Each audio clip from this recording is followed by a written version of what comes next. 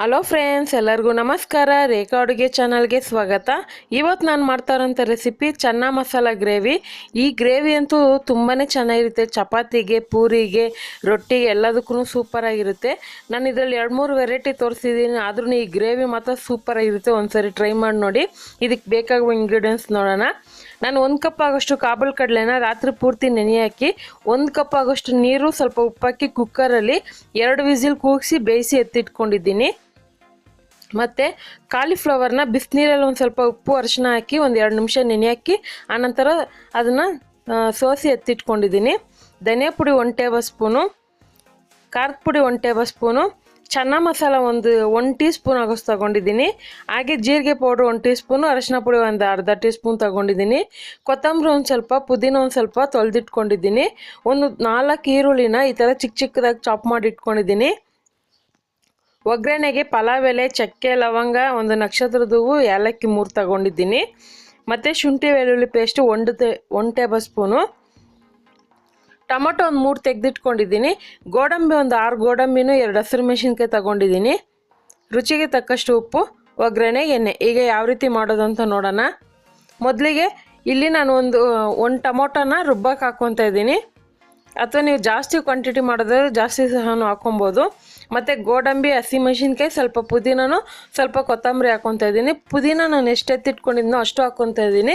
ಕೊತ್ತಂಬರಿ ಮಾತ್ರ ಸ್ವಲ್ಪ ಕೊನೆಯಲ್ಲಿ ಹಾಕೋಕೆ ಇಟ್ಕೊಂಡು ಉಳಿದಿರೋ ಕೊತ್ತಂಬರಿ ಎಲ್ಲ ಹಾಕ್ಕೊಂಡು ಇದಕ್ಕೊಂದು ಸ್ವಲ್ಪ ನೀರು ಹಾಕ್ಕೊಂಡು ನಾರ್ಮಲಾಗಿ ನುಣ್ಣಗೆ ರುಬ್ಕೊತೀನಿ. ಯಾಕಂದರೆ ಗೋಡಂಬಿ ಹಾಕಿರೋದ್ರಿಂದ ಸ್ವಲ್ಪ ನೈಸಾಗಿ ರುಬ್ಕೊಳ್ಳಿ, ಅಂದರೆ ನುಣ್ಣಗೆ ರುಬ್ಕೊಳ್ಳಿ.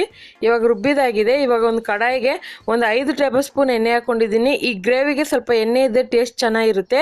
ಹಂಗಾಗಿ ಇದಕ್ಕೆ ಪಲಾವ್ ಎಲೆ, ಚಕ್ಕೆ, ಲವಂಗ, ಏಲಕ್ಕಿ, ನಕ್ಷತ್ರದ ಹೂವು ಹಾಕ್ಕೊಂಡಿದ್ದೀನಿ. ಸ್ವಲ್ಪ ಸೋಂಪು ಕಾಳು ಹಾಕ್ಕೊಂಡಿದ್ದೀನಿ.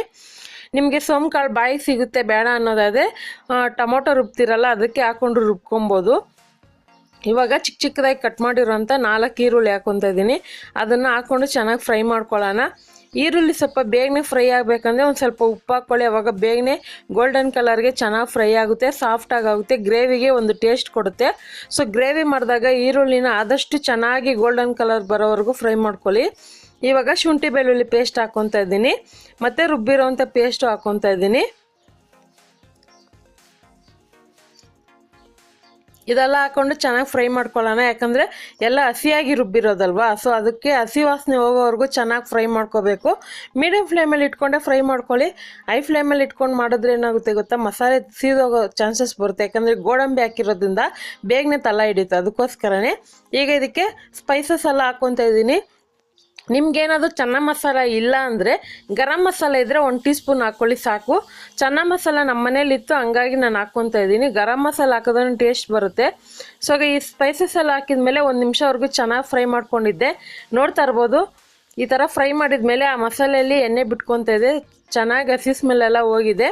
ಇವಾಗ ಬಿಸಿನೀರಲ್ಲಿ ನೆನೆ ಹಾಕಿದ ಕಾಲಿಫ್ಲವರು ಮತ್ತು ಕುಕ್ಕರಲ್ಲಿ ಬೇಯಿಸಿರೋಂಥ ಕಾಬೂಲ್ ಕಡಲೆ ಹಾಕ್ಕೊತಾ ಇದ್ದೀನಿ.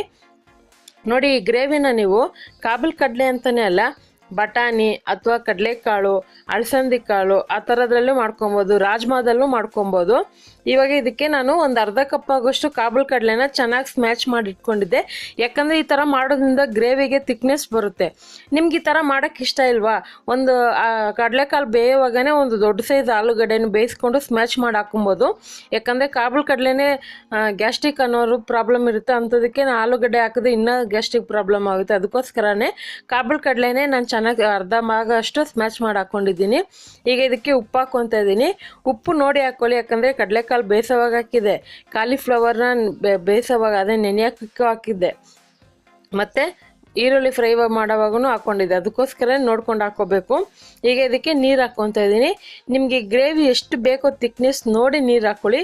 ತೀರಾ ತೆಳ್ಳಗೆ ಮಾಡಿದ್ರೆ ಚೆನ್ನಾಗಿರೋದಿಲ್ಲ, ಇದೊಂದು ಸ್ವಲ್ಪ ಗಟ್ಟಿಯಾಗಬೇಕು. ಸೊ ಅದಕ್ಕೋಸ್ಕರನೇ ಉಪ್ಪು ಖಾರ ಎಲ್ಲ ಚೆಕ್ ಮಾಡಿಕೊಂಡು ಈಗ ಇದನ್ನು ಮೀಡಿಯಮ್ ಫ್ಲೇಮಲ್ಲಿ ಇಟ್ಕೊಂಡು ಸುಮಾರು ಒಂದು 10 ನಿಮಿಷವರೆಗೂ ಬೇಯಿಸ್ಕೊತೀನಿ. ಮಧ್ಯದಲ್ಲಿ ಅವಾಗವಾಗ ತಿರುಗಿಸ್ತಾ ಇರಬೇಕು, ಯಾಕಂದರೆ ತಳ ಹಿಡಿದ್ಬಿಡುತ್ತೆ. ಸೊ ಇವಾಗ ಒಂದು 10 ನಿಮಿಷ ಆದಮೇಲೆ ನೋಡ್ತಾ ಇರ್ಬೋದು, ಗ್ರೇವಿ ಥಿಕ್ನೆಸ್ ಕರೆಕ್ಟಾಗಿ ಬಂದಿದೆ. ನೀವು ಇನ್ನೂ ಗಟ್ಟಿಯಾಗಿ ಬೇಕಂದರೆ ಮಾಡ್ಕೊಬೋದು, ಅದು ತಿನ್ನೋಕ್ಕೆ ಚೆನ್ನಾಗಿರೋದಿಲ್ಲ. ಇವಾಗ ನೋಡೋಕ್ಕೆ ಸ್ವಲ್ಪ ತೆಳ್ಳಗೆ ಇದೆ, ಆರಿದ ಮೇಲೆ ಫುಲ್ಲು ಗಟ್ಟಿಯಾಗಿ ಹೋಗುತ್ತೆ, ಅದಕ್ಕೋಸ್ಕರ ಹೇಳ್ತಾ ಇರೋದು. ಸೊ ಇವಾಗ ಚೆನ್ನ ಮಸಾಲ ಗ್ರೇವಿ ರೆಡಿಯಾಗಿದೆ. ಇದನ್ನು ಕೊತ್ತಂಬರಿ ಹಾಕಿ ಇಳಿಸ್ಕೊತೀನಿ. ನಾನು ಹೇಳ್ದಂಗೆ ನೀವು ಈ ಗ್ರೇವಿ ಜೊತೆಗೆ ಪೂರಿ, ಡ್ರೈ ರೋಟಿ, ಚಪಾತಿ, ಬೇಕಂದರೆ ರೈಸ್ ಜೊತೆಗೂ ತಿನ್ಬೋದು. ತುಂಬಾ ಚೆನ್ನಾಗಿರುತ್ತೆ. ದೋಸೆಗೂ ಸೂಪರಾಗಿರುತ್ತೆ. ಖಂಡಿತ ಇವತ್ತು ಮಾಡಿರೋ ರೆಸಿಪಿ ನಿಮಗೆಲ್ಲ ಇಷ್ಟ ಆಗಿದೆ. ನೀವು ಟ್ರೈ ಮಾಡಿ ಯಾವ ರೀತಿ ಬಂತು ನನ್ನ ಕಮೆಂಟ್ ಮಾಡಿ. ಇಷ್ಟ ಆದರೆ ಲೈಕ್ ಮಾಡಿ, ಶೇರ್ ಮಾಡಿ, ಸಬ್ಸ್ಕ್ರೈಬ್ ಮಾಡಿ. ಈ ವಿಡಿಯೋ ನೋಡಿದ್ದಕ್ಕಾಗಿ ಎಲ್ಲರಿಗೂ ಧನ್ಯವಾದಗಳು. ಟೇಕ್ ಕೇರ್, ಬಾಯ್.